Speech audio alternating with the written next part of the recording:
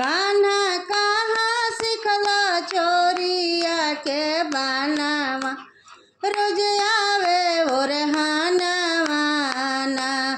कान्हा कहाँ सिखला चोरिया के बनावा रोज आवे ओरहानवाना।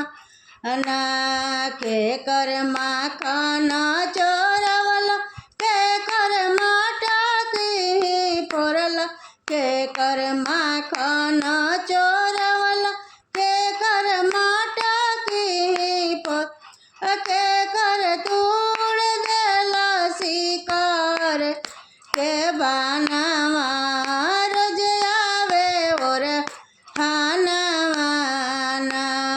के कर तूड़ देला शिकार के बनावा रोज आवे ओरहानवाना। कोशिला के माखन चोरवनी जसोदा के माट कोशिला के माखन चोरवनी